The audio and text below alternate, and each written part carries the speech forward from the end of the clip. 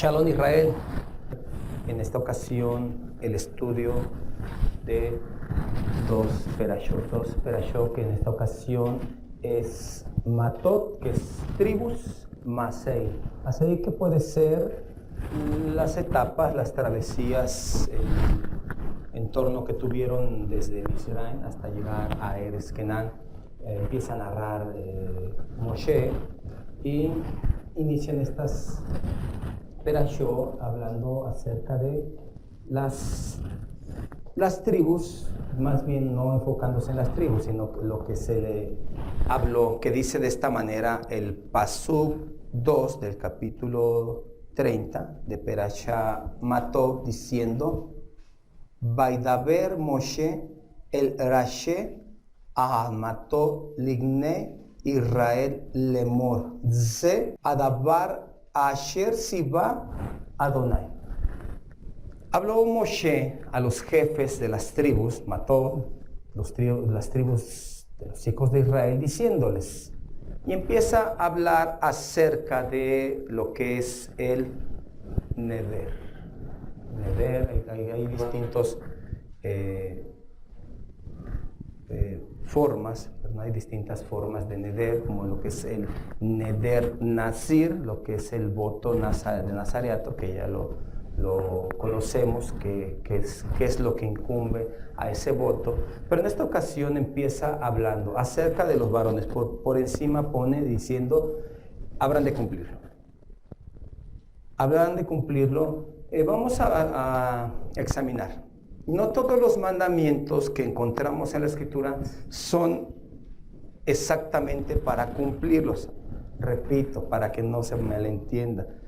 En el sentido, no es de que no se deban de cumplir, sino probablemente no serían necesarios esos mandamientos, sino se han otorgado esos mandamientos porque el hombre es propenso a cometer esos errores, como cuando dice el caso, cuando uno fuese a la guerra y tomase una mujer esclava, la traerá, le quitará las uñas, la rapará, la dejará unos días, y ya si se llegase a quedar con ella, no disminuirá alimentación, no disminuirá vestido, no disminuirá deber conyugal. No es que realmente esté dando ese mandamiento para que lo practiquen los hijos de Israel, sino porque están propensos a cometer errores de ese tipo, es que da esa ordenanza.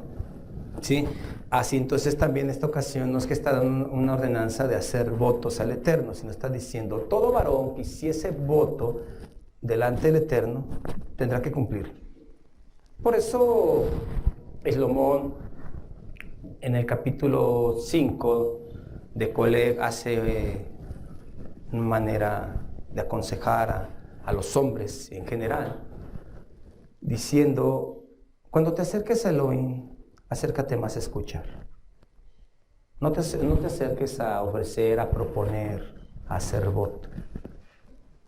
Porque es mejor que no ofrezcas a que ofrezcas y no cumplas. Entonces, dice, no cabe esto en una persona sensata. Claro, lo estoy parafraseando. Entonces el voto es algo lo cual, si se llegase a hacer, se cumpla. Pero lo más prudente es que no se hagan votos. Lo más prudente es que cada uno, tanto hombres como mujeres, propongan dentro de su corazón a sí mismo, comprometiéndose y demostrando día a día poder llevar a cabo todas las circunstancias, las cuales propongan su corazón. Pero bien, como tal no me voy a enfocar en esto, simplemente quise hacer un paréntesis en esto, que es con lo que inicia Perashá Matot, hablando también acerca de la mujer que a veces en ocasiones, que no se especifica, se exime de pagar tal voto hecho. De estas perashot juntas nos destacan diversos puntos. Uno de ellos es lo concerniente al Neder, la venganza hacia los midianitas y con ello el repartimiento del botín. Encontramos en esta perashot, encontramos la petición de Reubén y de Manashe, la media tribu de Manashe y la tribu de Gad, y lo que es el Masei, las travesías que pasó Israel por el desierto hasta llegar a Eres Canaán. Encontramos los límites de la tierra, los límites de cada tribu, así también ciudades levíticas, ciudades de refugio, y se vuelve a retomar el tema Benet Zelofead.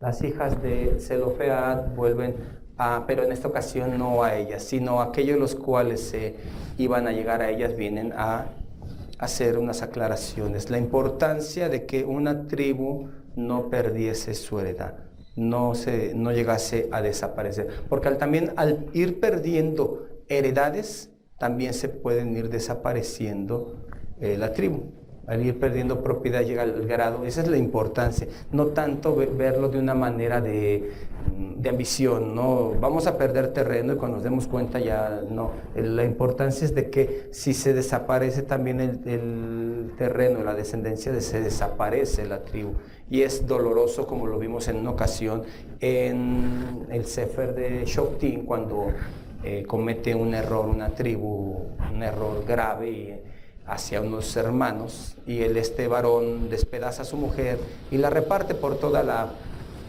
tierra, desde Dan hasta Beersheba, reparte completamente el cuerpo de su esposa, su concubina, perdón, y después se levantan todas las tribus a pelear contra esa tribu, y al final cuando ya acaban con ella, les duele mucho. ¿Cómo puede ser posible que se pierda una de las tribus de Israel?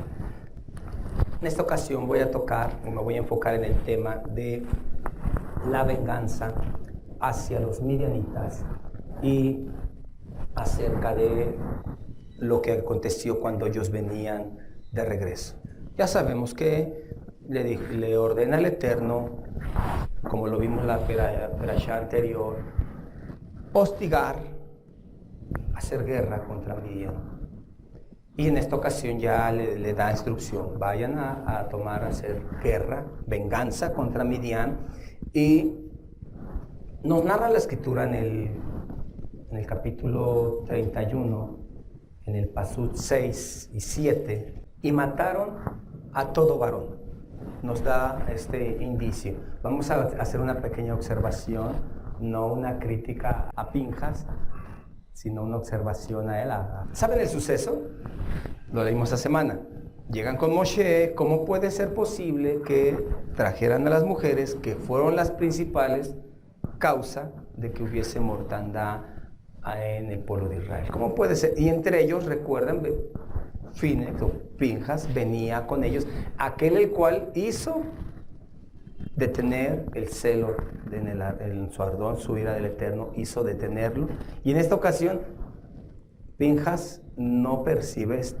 Ellos llegan con el botín, llegan con las mujeres, el mismo varón. Es decir, que en ocasiones podemos tener así ese celo, en ocasiones podemos no percibir algunas cosas, es de humanos, es de personas, pero ¿cómo puede ser que de esa capacidad que tenía este varón llegase a no percibir este error, el cual le aconteció que Moshe se encolerizara de esta situación? ¿Cómo puede ser posible? Se molesta Moshe y les hace mención de que tienen que ser partícipes de las aguas que contienen las cenizas de Pará Aduma. Purifíquense. Y en su colerización Moshe pasa por alto algo importante, lo cual Cohen Eleazar dice enseguida.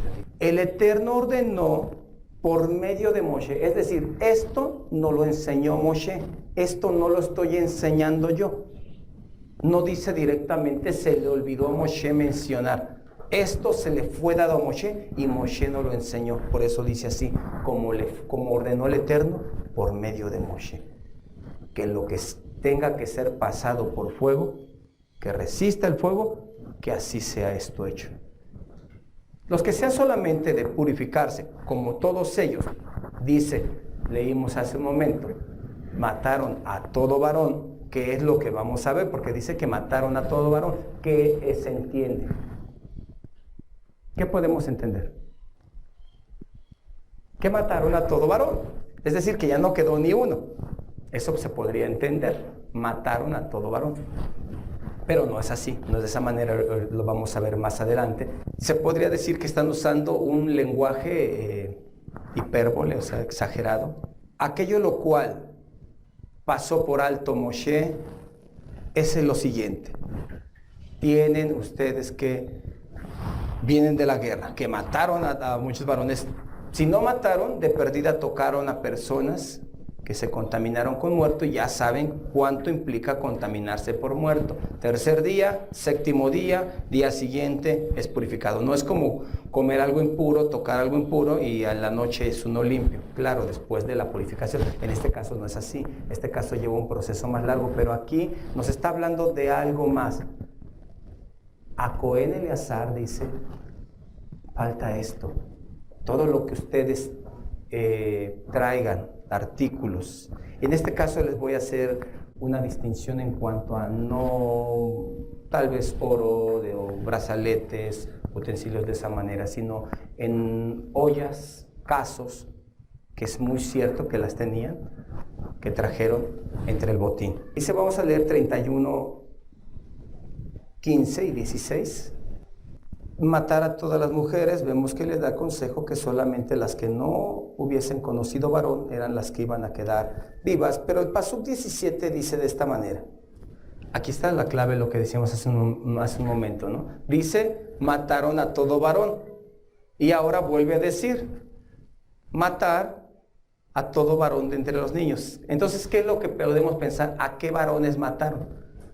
Solamente, por decirlo así, en Israel, los de 20 años para arriba que podían salir a la guerra, son los que matarían, porque los que se quedaron en el pueblo, tanto niños como de arriba de 50 años que ya no salían a la guerra, son los que dejaron con vida. Es decir, no mataron todo varón, estaban de 20. No sé las reglas, no nos dice la escritura cuáles eran las reglas de Moab, de los midianitas, no se dice, no se sabe cuál era la regla de ellos, pero sí es cierto que se quedaron varones, por eso dice así. Tomar de entre los niños a los varones, es decir, no acabaron con todos los varones. Había otro grupo de varones. ¿Por qué les hago este énfasis? Ahorita lo van a comprender por qué. ¿Por qué se refiere a esto? ¿Por qué nos dice esto? ¿Por qué nos indica que tuvieron que quedar algunos varones de entre los niños y mujeres? Es decir, ese pueblo no desapareció, ese pueblo no acabó, ese pueblo quedó todavía existente. Tan cierto es que ese pueblo es existente que podríamos calcular, voy a hacer un cálculo malo, pero vamos a poner 150 años. Gedeón, en el libro de Shoftim, capítulo 6, Gedeón liberta a Israel de los midianitas. Es decir, ese pueblo no desapareció, porque si hubiesen matado todos los varones, hubiesen quedado las jóvenes que no conocían varón y las tomaron, más bien no las hubieran tomado, las tomaron los israelitas, y la descendencia ya hubiera sido mezclada y hubiera sido de israelitas, no de midianitas. Pero no fue así. Es decir, a esta nación solamente se le hizo, vamos a hablarlo mal, una limpieza, una purificación. Sacaron a esa descendencia mala y dejaron a una generación nueva. ¿Por qué es que prevaleció Midian? ¿Por qué es que Midian no desaparece? Midian queda completamente. A diferencia de Amalek, a diferencia de los cananeos, a diferencia de las tribus que estaban en Eres Kenán. ¿Por qué razón Midian prevaleció? No desapareció. ¿Cuál es la razón por la cual? Vamos a abrir Devarim capítulo 20, Pasuk 10 al 18, nos da el por qué.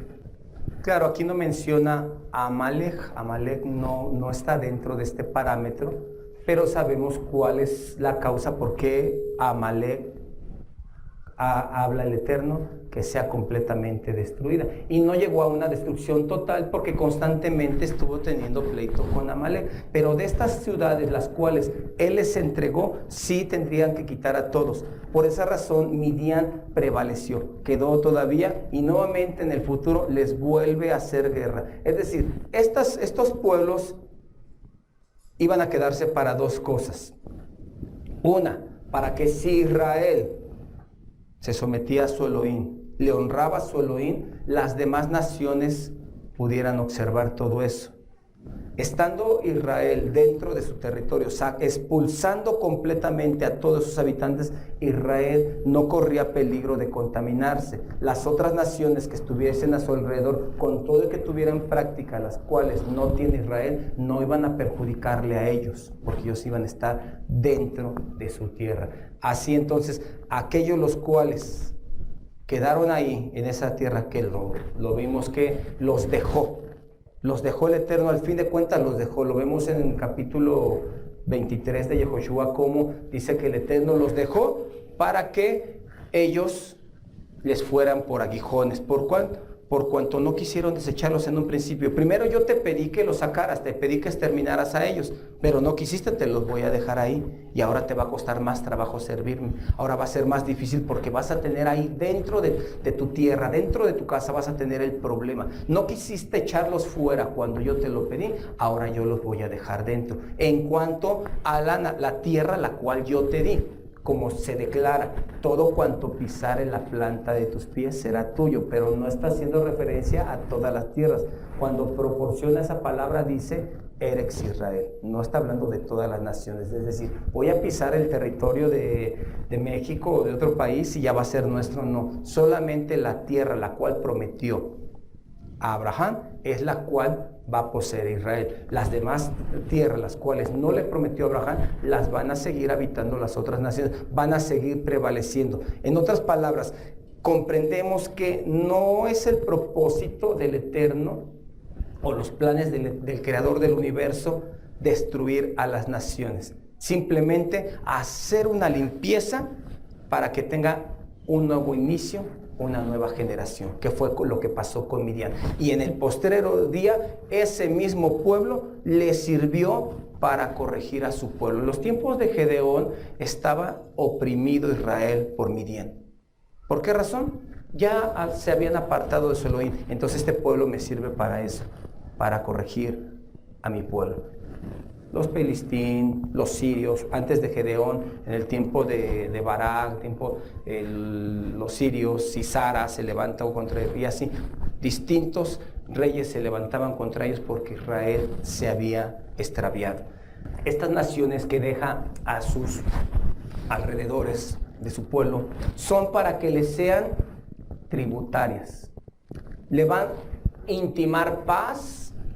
Y si no quiere aceptar la paz, lo sitiarás y de todas maneras vas a decir, o por la buena o por la mala, ellos van a tener paz contigo y te van a ser tributarios, pero no en el sentido de que sean sus esclavos, no en el sentido de que les sirvan como esclavos, sino en el sentido como lo declara la Escritura, tributarios, tributo a Israel. Y en un futuro así sea, que todas las naciones, como se declara, y de año en año subirán todas las naciones y traerán ofrenda, traerán tributo a Adonai de los ejércitos. Así es, por eso es que se quedan todas las naciones, no son exterminadas, sino son purificadas, limpiadas, y queda solamente una generación nueva para iniciar y le sean tributo a nuestro Elohim. Y desde entonces ya se tenía ese esquema. Desde los principios que Israel habitaba Eretz Kenán, ya había ese esquema, que es un esquema que se va a ocupar en el futuro. Que las pocas naciones que queden, las nuevas generaciones que nazcan de las naciones, sean para presentar tributo al Eterno. Sean tributarias a Israel, no como tal al pueblo, sino en esta ocasión sí a la nación, el pueblo de Elohim. Retomando lo que les hablaba al principio, aquella parte tan importante que olvidó Moshe. Moshe, encolerizado, dice que es esto que hicieron: maten a todas las mujeres, dejen solamente la que no ha conocido varón, de entre los niños sacar a los varones, también ellos sacan, solamente que dejen los niños, en otras palabras, y purifíquense. ¿Y qué pasa con lo que trajeron? Con todos los utensilios que se pueden pasar por fuego. A Cohen Eleazar les dice, pasarlo por fuego, como se lo ha ordenado el Eterno a Moshe, no tomando por encima Eleazar diciendo, oye Moshe, ¿cómo se te olvidó esto? No, como se le ha ordenado a Moshe. ¿Qué pasaba cuando se contaminaba una olla de barro? Había que quebrarla.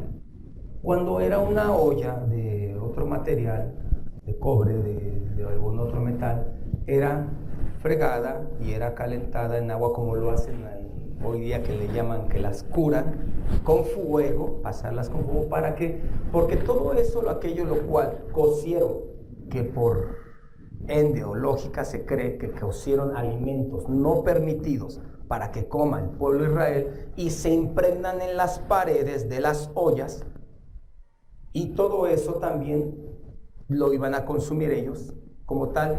¿Por qué es que la olla es quebrada? Porque tiene la porosidad, absorbe todo aquello lo cual contuvo inmundicia. Entonces es definitivo, no hay solución para ella, quebrarla. Pero una olla que sí hay solución, vamos a meterla a fuego, vamos a quemarla, vamos a hacer que saque todas las impurezas. Podemos comprender que nos está hablando dos tipos de impurezas. Moshe solamente nos menciona una impureza, aquello algo lo cual solamente está por encima, lo cual simplemente el agua de la purificación, tan sencillo, unos cuantos días y se acabó. Pero ¿qué pasa con lo cual está impregnado, lo cual está dentro? Eso necesita fuego, eso no es tan sencillo. A nuestros días, que no tenemos templo, que no tenemos aguas de purificación, que no tenemos muchos elementos, los cuales que, si por ende no tenemos aguas de purificación, por lógica no está vigente cuantas otras cosas se cometan, porque no tenemos templo y no tenemos agua de purificación. A cierto punto podríamos decir, todos por lo regular están expuestos a veces a ser contaminados por muerto. ¿Y qué pasa si no hay agua de purificación? El agua de purificación, si no se la ponían en ellos, llevaban su iniquidad, siempre eran impuros. ¿Qué es lo que pasa? Pero eran impuros porque, aclara, por causa de que ha profanado el santuario. Entre tanto que no hay templo, entre tanto que no hay agua de purificación, no se lleva a cabo ciertos rituales o ciertas cosas, o no se tiene uno que abstener de ciertas cosas como la nidá y otras cosas, las cuales no se llevan a práctica porque no hay ciertas cosas para purificación ni existe templo en pie. Pero vamos a verlo de otra manera. Sí hay impurezas las cuales nos podemos quitar así. Vamos a poner flujo, se baña la persona hasta la noche, o accidentalmente comió algo lo cual es impuro, se baña. Pero hay cosas que las tiene en los poros. O hay algo más grave. Hay personas que son de barro, que ya lo tienen muy impregnado, que la impurificación la tienen muy impregnada. ¿Qué va a pasar con aquellas personas que son de... Estoy hablando cosas metafóricas, pero ¿qué va a pasar con esa persona que es de barro, que tiene muy impregnada la impureza, que no la puede quitar, que vive con ella, que la tevilá no le sirvió para quitar la impureza? ¿Qué va a pasar con esa olla? Vamos a poner que no sea de barro, vamos a poner que sea, incluso nos hace una diferencia, o nos hace la escritura nos hace un énfasis. Dice, hay instrumentos, dice, que son para santificación y otros no. Pero no como tal, digamos que en el templo de ciertos instrumentos eran para santificación, es decir, todo lo que participaba del altar. Pero una de las estacas, las que estaban fuera, que servían, que eran parte del mobiliario del santuario, tenía santidad porque era de dentro, era un elemento del santuario, pero no tenía la santidad que la menorá, no tenía la santidad que el lavabo de bronce, no tenía esa santidad.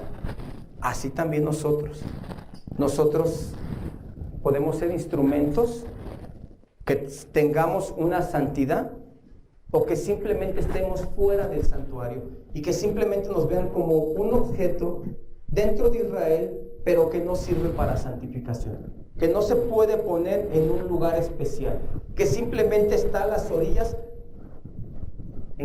queriéndose encajar o detener por un momento el santuario, queriéndose anclar por un momento al santuario, pero no ser un instrumento el cual se pueda usar para santificación, tenerlo dentro del lugar, el cual lleva una elevación mayor a lo que está fuera de él. Esto es muy importante.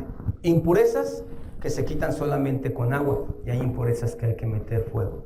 Hay que subir el calor para que todo esto empiece a salir. Y eso hablando ollas que no sean de barro, porque cuando se hacen de barro ya no se pueden limpiar, se impregnó y no se puede quitar y viene a la tevilá y no se le quita.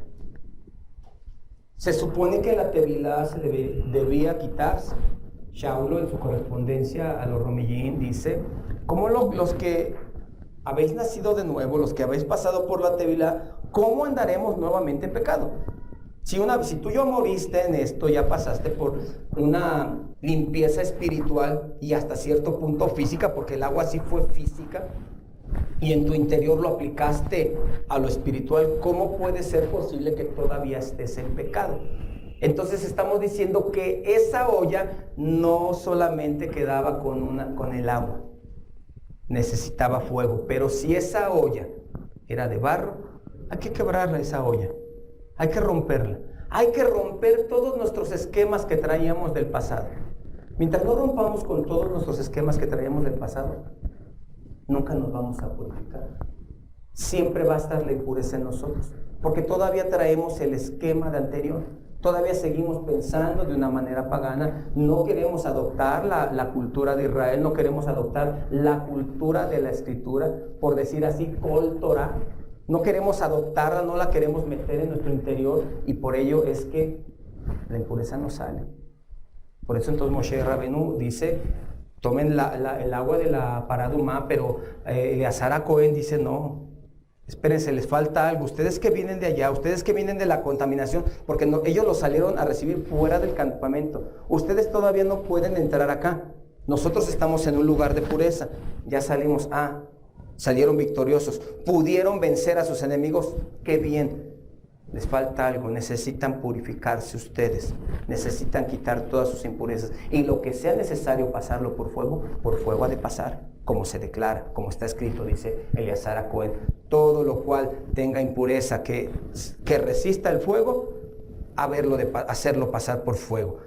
Nos dice Mismor capítulo 94, pasuk 11 al 13, dichoso el varón o el humano, la persona, siendo general tanto hombres o mujeres, que el Eterno los corrige. Esa vasija se rompe, esa vasija se desecha, esa vasija se entierra, esa vasija no sirve. Pero dichoso aquel que es corregido por el Eterno, que es pasado por una prueba, que es formado. Dichoso aquel aquí, porque tú conoces los pensamientos, tú conoces los interiores. Aquí todos nos miramos Kedoshim. El hermano, la hermana son Kedoshim. Es lo que alcanzan a ver nuestros ojos. No podemos alcanzar a ver más allá de eso. El Eterno conoce nuestros pensamientos, conoce nuestro interior. Y como conoce, entonces nos empieza a pasar por fuego, nos empieza a quitar las impurezas, porque tú no puedes entrar aquí. Pero llega el momento que yo no puedo quitar las impurezas. Me estoy dando cuenta que es una olla de las que se les impregna las impurezas, y esa ya no. Esa hay que quebrarla, esa hay que desecharla. Dice la primera correspondencia que envía Kefa a los expatriados, el capítulo 1, pasuk 7, y aclaro a los expatriados. Así empieza su correspondencia. Aquellos que ya estuvieron dentro y que se fueron a otro territorio y se contaminaron y que quieren regresar a casa. Y entonces los sale al encuentro Kefa y les dice, espérense, no se pueden meter aquí todavía, ustedes expatriados. Capítulo 1, pasuk 7. Cuando sea la manifestación gloriosa de nuestro don Yahshua, sea conocido en nosotros. Que todo el tiempo de nuestra emuná sea realmente así, emuná, fidelidad a nuestro Elohim, y así seamos hallados, que todo el fuego que pasemos no nos derritamos, que simplemente se quiten las impurezas, se vayan quitando, para cuando sea la manifestación gloriosa de nuestro don Yahshua HaMashiach, ya sea que vivamos o ya sea que no, dice en otra ocasión, dice, ya sea que vivamos o que muramos, del Adón somos. Porque si somos hallados así, de esa manera, puros, ya sea que estemos vivos o no estemos vivos, cuando sea la manifestación gloriosa, del Adón somos. Entonces el fuego tiene que ver para quitar las impurezas. No basta solamente la tevilá, no basta, debería de ser así. Por eso lo dice Shaulo, reitero lo que hablé hace un momento. No es posible que los que una vez murieron al pecado, pasaron por la tevilá, sigan pecando. Eso es imposible, eso yo no le veo coherencia, dijera Shaulo.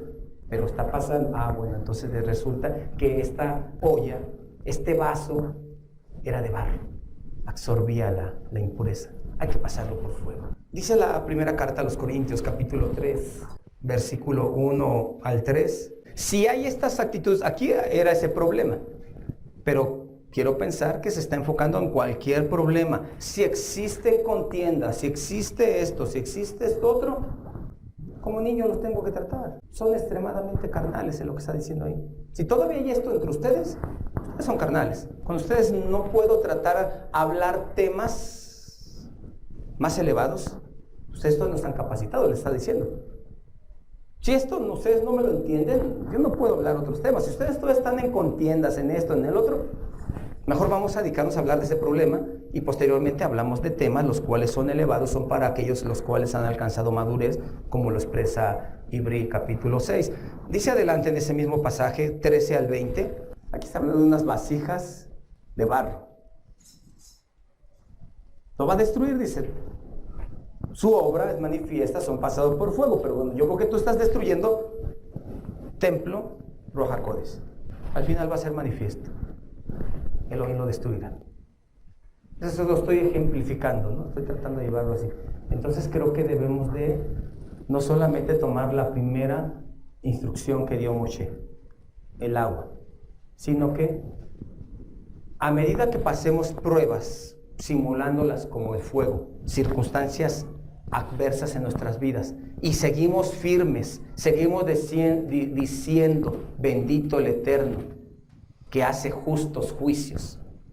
En vez de preguntar por qué a mí, sino digo, bendito el Eterno que hace justos juicios, me voy formando, voy sacando las impurezas y soy hallado limpio, soy hallado limpio de toda impureza. Vamos a abrir en Mishle, el capítulo 26, Pasuk 24 al 26, y podemos disimular con nuestros labios. Bendito es el Eterno. Podemos disimular con nuestros labios, pero dice él, disimula con sus labios, mas en su interior es una olla muy, muy contaminada, llena de impureza. Muy contaminada es esta olla que dice en su interior. Y el 25, cuando hablare amigablemente, no le creas, porque 7 abominaciones hay en su corazón. Aunque su odio se cubra con disimulo, su maldad será descubierta en la congregación. Y no es que literalmente en las congregaciones se deje ver eso, sino al fin de los tiempos, como dice también Shaulo en sus correspondencias, diciendo, a unos los pecados se les hacen patentes y a otros hasta que llegan a juicio. Hasta el día del juicio se va, por decirlo así, que pasaran como que un video. ¿Te acuerdas de esto? ¿Te acuerdas de esto otro? ¿Te acuerdas cómo te conduciste y cómo actuaste de esta manera? Y yo extendía fuego, extendía mi palabra para que te purificaras. Dice que el Eterno es fuego consumidor. Entonces, acercarnos al Eterno es purificarnos. Acercarnos a Él es por medio de su instrucción, por medio de sus ordenanzas que nos dan, son las que nos llevan a purificar. Pero si las llevamos a cabo, porque si no las llevamos a cabo, de ninguna manera va a llevar efecto. Es decir, tengo el fuego, tengo la olla, pero si yo no la meto al fuego, con todo y que tenga yo el fuego, no va a llevar su efecto a la purificación. Y aquí tengo el fuego, tengo la olla, necesitas meter la olla al fuego. Necesitas meterte a la Torah para que te vaya moldeando, para que vaya quitando las impurezas, para que te purifiques. No basta la tevilá, no basta el agua, por decir así. No estoy diciendo que no basta la tevilá, debería de bastar la tevilá, que el día que se llevara a cabo la tevilá, ese día completamente se muriera a las impurezas, que viene a ser equivalente a los pecados, porque los pecados te vienen a ser impuro, los pecados te vienen a ser no acepto, no agradable, que no perciba un olor grato. En una de las palabras del profeta dice, vuestras ollas están llenas de inmundicia, Estaba muy preocupado el profeta porque estaban cociendo cosas inmundas. Vuestras ollas, vuestras personas están llenas de inmundicia. Necesitan tirarle todo eso, sacarle, meterlas a fuego y quitarle todo lo que absorbió de impureza, que el fuego lo queme, para que puedan ser unos instrumentos, unos vasos de honra, que puedan ser presentados delante del Eterno. Por eso la Jactará de esta semana, en el capítulo 2 de Yirmiyahu, capítulo 2, versículo 19, hace no un reclamo es versículo 18 al 19, les hace una señalación tremenda. Date cuenta la consecuencia que tienes. Dice el versículo 19 del capítulo 2 de Yirmiyahu de la Haftarah Shavuot. ¿Sabe pues cuán amargo haber faltado, con todo y que lo pones por separado, haber faltado mi temor en ti y haber dejado, desde el momento que no hay temor en Israel, en el creyente, automáticamente está dejando. O sea, está decidiendo dejar. Desde el momento que se presta Israel a aliarse con Midian, con lo que lo hace pecar contra su Elohim, automáticamente está decidiendo dejar a su Elohim. No, falta el temor, peca y después decide dejar a su Elohim. Desde el momento que decide aliarse con Midian, desde el momento que decide irse a meter al campamento de Midian y participar de las prácticas de Midian, aquello que lo hace pecar contra su Elohim, desde ese momento está decidiendo dejar a su Elohim. Desde ese momento, por eso dice así: que tu propio mal te reproche, que tus desviaciones te aleccionen, que sepas y veas cuán malo y amargo es que abandones al Eterno tu Elohim y que el temor a mí no haya estado sobre ti. Palabra del Eterno. Hay que examinar. Creo que esta acción tengo que pasarla por fuego. Creo que esta otra acción que tengo. ¿Quién más nos conoce aparte? Vamos a ponerlo varones, nuestras esposas. Pero aparte de nuestras esposas y aparte del Eterno, ¿quién más nos conoce? Nosotros mismos nos conocemos, sabemos exactamente, o mujeres, ¿quién las conoce más si no su esposo? Aparte de Elohim, ustedes mismas, examínense. Jóvenes, jovencitas, ¿quién las conoce? ¿Quién los conoce más? Cada uno se conoce a sí mismo, sabe qué inmundicia puede haber dentro del templo, la cual haya que agregarle fuego, porque con el agua no salió. Hay que agregarle fuego para que salga de ella. Así entonces estas perashot juntas nos dejan una enseñanza que nos lleva a decir, como cierra el capítulo de esta perashá que tuvimos el leer, al misbot beamishpatim asher siba Adonai veía Moshe el Bene Israel bearbok Moab al Yardén Yerejot.